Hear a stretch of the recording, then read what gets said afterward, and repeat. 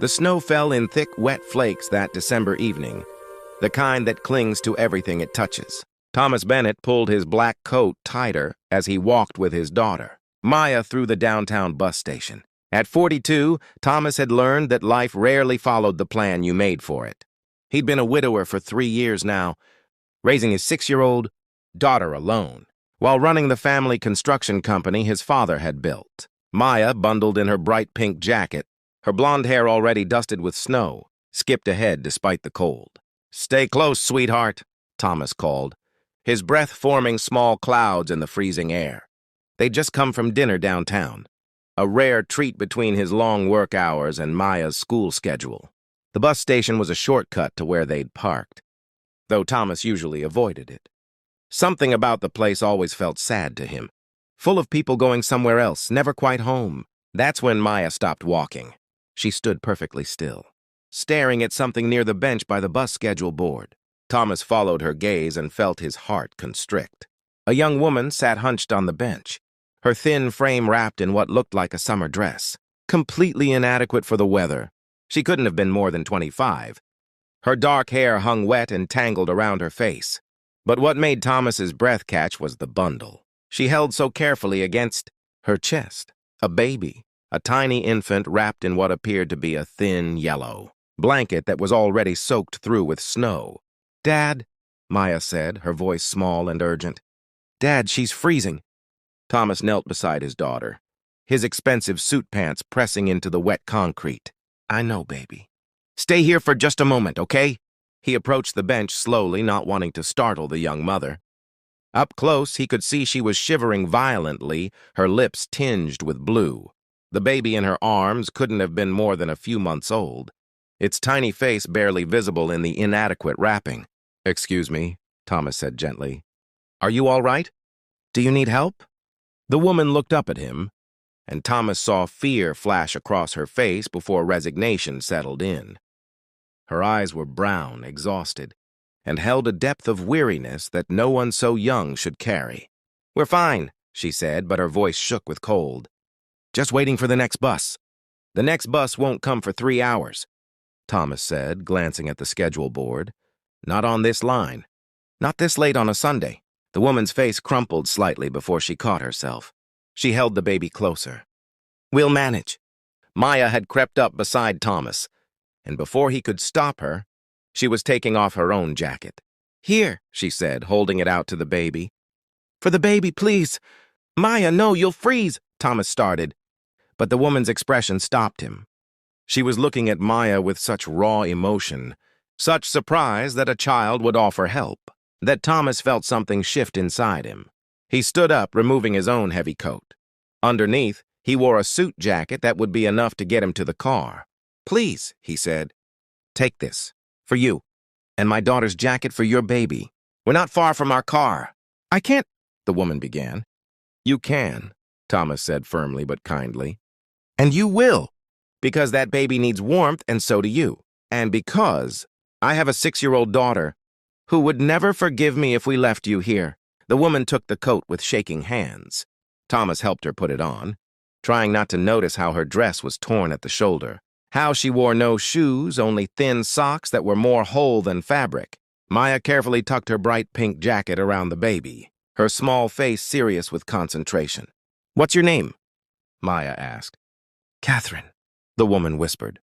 "Kat, and this is Emma. She's 4 months old. I'm Maya. That's my dad, Thomas. We just had pizza for dinner, the kind with extra cheese." She said it simply, as children do, unaware of how the mention of food made Kat's eyes fill with tears. Thomas made a decision. "Kat, I'm going to be very direct with you, because I think we both know you're in trouble. That baby isn't going to survive the night out here. Neither are you. I'm not going to ask you your story right now, but I am going to ask you to come with us, just to get warm, get some food, and figure out what comes next. No strings, no judgment, just basic human decency." "You don't know me," Kat said, her voice breaking. "I could be anyone. I could be dangerous. You're a mother trying to protect her baby in the snow," Thomas said quietly. "That's all I need to know right now." The ride to Thomas's house was quiet. Kat sat in the back with Emma, Maya beside her, chattering about school and her favorite stuffed. animals, and how her daddy made the best hot chocolate with real marshmallows.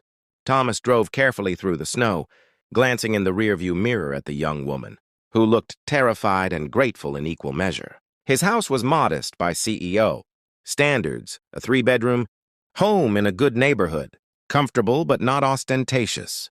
Thomas had never cared much for showing off. The warmth hit them as soon as they entered, and Kat actually swayed on her feet. "When did you last eat?" Thomas asked, steadying her with a gentle hand on her elbow. 2 days, maybe. I've been feeding Emma. I'm still nursing, but I don't know if—" She trailed off, looking down at her daughter with such love and fear that Thomas had to look away. "Okay, first things first. Maya, can you show Kat where the bathroom is upstairs? There are clean towels in the closet. Kat, there's a robe hanging on the back of the door. Put your dress in the hamper and I'll wash it. I'll leave some of my late wife's clothes outside the door. You're about the same size." While Kat was upstairs, Thomas heated up leftover soup and made sandwiches. Maya helped, standing on her step stool by the counter, her face thoughtful. "Daddy," she said carefully, "is Kat like the people we see downtown sometimes? The ones with the signs?" Thomas paused in slicing bread. "She's someone who needs help right now. That's all that matters. But why doesn't she have a home?" "I don't know, sweetheart. Sometimes life is hard for people. Sometimes they have bad luck or they make mistakes.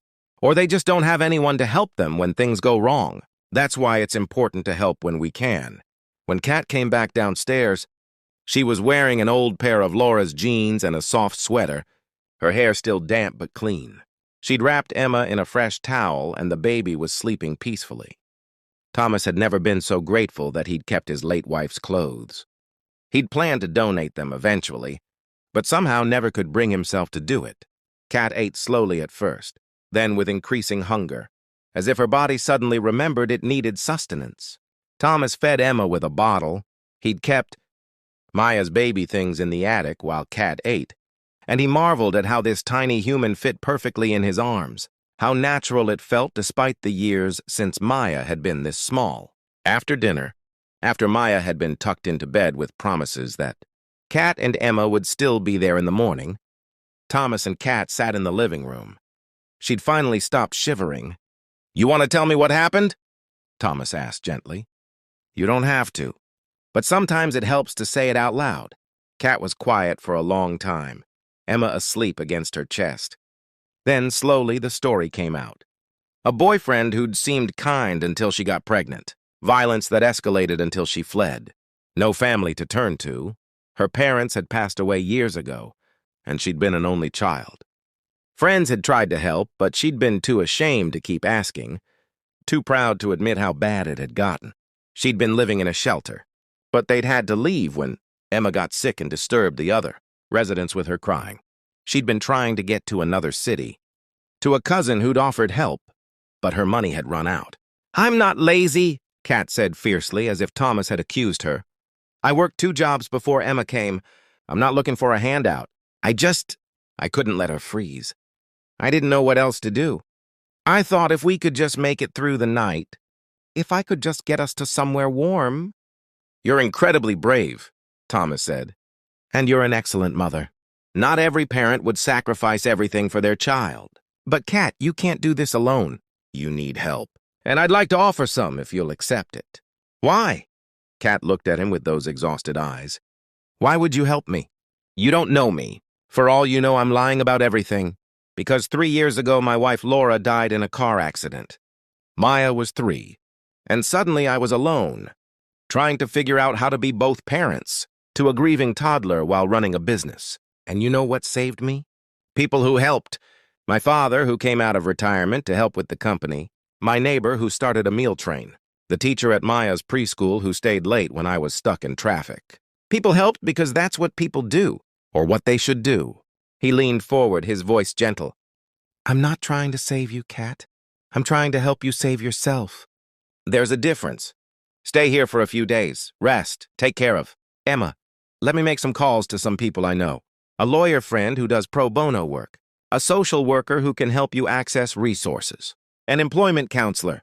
Give yourself a chance to catch your breath and make a plan." "I don't do charity," Kat said, but her voice was wavering. "It's not charity. It's a hand up, not a handout. And frankly, Maya would never forgive me if I let you leave. She's already planning tomorrow's breakfast. Kat stayed. What was supposed to be a few days turned into a week, then 2.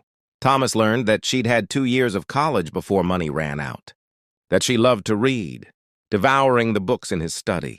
That she was funny, with a dry sense of humor that surprised him. That she was an incredible mother, patient and loving despite her exhaustion and fear. He watched her bond with Maya, the two of them becoming friends in that easy way women sometimes do across age gaps. Maya taught Kat hand-clap games and helped her make Emma laugh. Kat helped Maya with her homework and taught her how to braid hair, something Thomas had never quite mastered. The lawyer helped Kat file for custody and a restraining order against her ex. The social worker connected her with assistance programs and daycare options. The employment counselor found her a job as a receptionist at a medical office, nothing glamorous, but stable, with benefits. After a month, Thomas helped Kat move into a small apartment he owned across town. He hadn't planned to mention he owned it, but Kat needed a place, and the apartment had been sitting empty. He charged her a nominal rent, enough that she could feel independent, but not so much that she'd struggle. "This is too much," Kat protested as they moved in her few belongings, mostly things Thomas had helped her buy. "It's what's right," Thomas said simply, "and you'll pay it forward someday. When you see someone who needs help, you'll remember and you'll extend a hand." Years passed.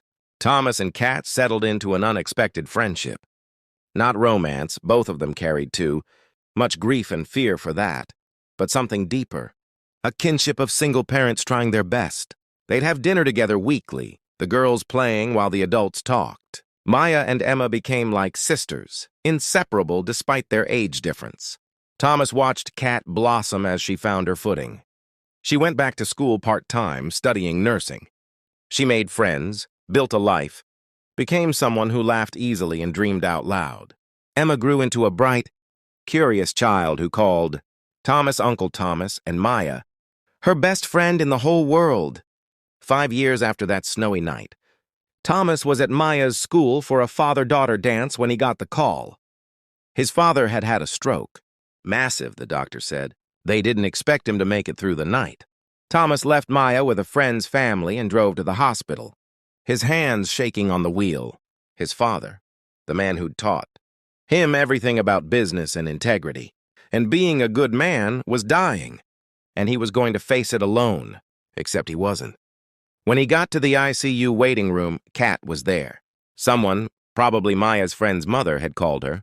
She stood up when she saw him, and without a word pulled him into a hug. Thomas, who'd been strong for so long, who'd held everything together since Laura died, felt something break inside. He sobbed into Kat's shoulder, this woman he'd helped, who was now helping him, and understood for the first time why he'd been put in that bus station on that snowy night. We help each other. That's what we do. That's what makes us human. Thomas's father passed away that night with Thomas holding his hand. Kat stayed through all of it. The death, the funeral planning, the gathering of relatives, the reading of the will.